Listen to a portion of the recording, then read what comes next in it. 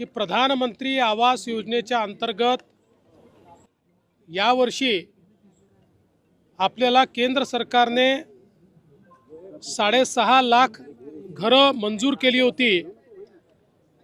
ते टार्गेट वाढवण्यात आलेलं आहे। अतिरिक्त 13 लाख घरं आपल्याला देण्यात आलेली आहेत। एकूण आपण विचार केला तर जवळपास यावर्षी केंद्र सरकारच्या वतीनं महाराष्ट्रातल्या गरिबांकरता, कच्च्या घरात राहणाऱ्यांकरता, बेघरांकरता एका वर्षात 20 लाख घरं देण्याची अनाउन्समेंट आत्ताच केंद्रीय ग्रामविकास मंत्री आदरणीय शिवराज सिंग चौहान साहेबांनी केलेली आहे। मित्रांनो, जर तुम्हाला 2025 मध्ये घरकुल योजनेचा लाभ घ्यायचा असेल तर यासाठी तुमच्याकडे काही डॉक्युमेंट्स असणे आवश्यक आहे।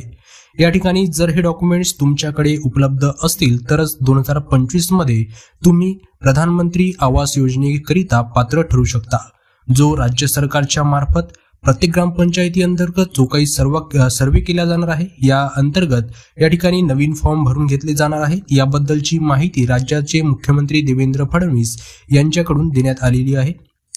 सोबतच केंद्रीय ग्रामविकास मंत्री शिवराज सिंग चौहान यांच्याकडून सुद्धा महाराष्ट्रासाठी तब्बल 20 लाख घरे मंजूर करण्यात आलेली आहेत। हे घरकुल प्रत्येक लाभार्थ्यांना हमखास मिळणार आहे। पण जर का तुमच्याकडे हे डॉक्युमेंट्स तयार नसतील तर तुम्ही या योजनेमधून नक्कीच वगळल्या जाऊ शकता। त्यामुळे या योजनेचा जास्तीत जास्त लाभ घेण्यासाठी हे डॉक्युमेंट्स लवकरात लवकर गोळा करून घ्या। मित्रांनो, राज्य सरकारच्या विविध योजना असो की केंद्र सरकारच्या माध्यमातून राबवण्यात आलेल्या विविध योजना, या योजनेसाठी सुद्धा हे डॉक्युमेंट्स खूप आवश्यक राहणार आहे।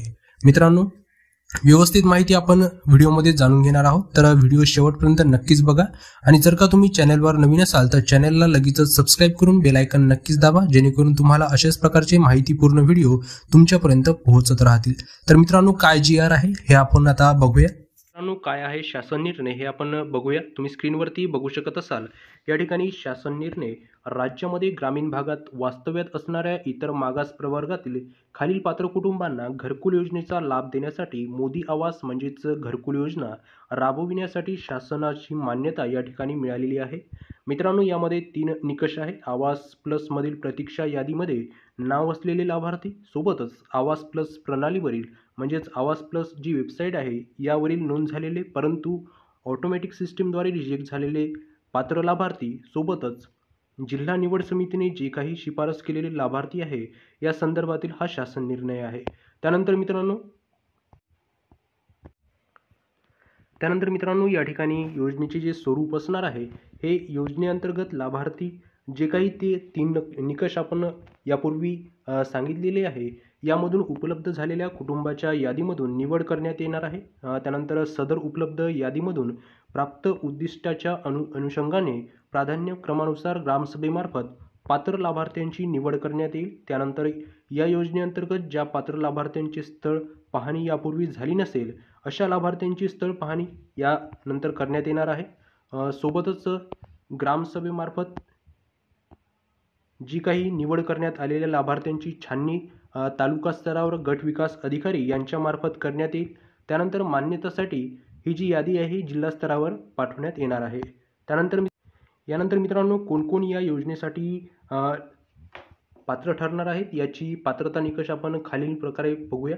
लाभार्थी महाराष्ट्र राज्यातील इतर मागास प्रवर्गातील असावा। त्यानंतर लाभार्थ्यांचे महाराष्ट्र राज्यातील वास्तव्य किमान 15 वर्षे असणे आवश्यक आहे।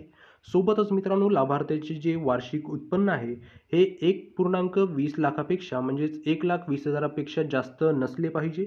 त्यानंतर लाभार्थ्यांचे स्वतःच्या अथवा किंवा कुटुंबियांच्या मालकीच्या राज्यामध्ये पक्के घर नसले पाहिजे। सोबतच लाभार्थ्यांकडे स्वतःची अथवा शासनाने दिलेले जमीन असणे आवश्यक आहे, अथवा त्याच्या स्वतःचे कच्चे घर असलेल्या ठिकाणी घर बांधता येणार आहे। त्यानंतर मित्रांनो, लाभार्थी कुटुंबाने महाराष्ट्र राज्यामध्ये अन्यत्र कुठेही शासनाच्या कोणत्याही गृहनिर्माण किंवा गृहकर्ज योजनांचा लाभ घेतलेला नसावा। एकदा लाभ घेतल्यानंतर लाभार्थी पुन्हा एकदा योजनेचा लाभ घेण्यास पात्र राहणार नाही। लाभार्थी हा प्रधानमंत्री आवास योजना ग्रामीण अंतर्गतच्या कायमस्वरूपी प्रतीक्षा यादीमधून म्हणजेच PWL मध्ये समाविष्ट नसला पाहिजे। तर हे होते या ठिकाणी या योजनेचे पात्रता निकष. त्यानंतर आता आपण बघूया कोणकोणते आवश्यक कागदपत्रे या ठिकाणी तुम्हाला लागणार आहेत.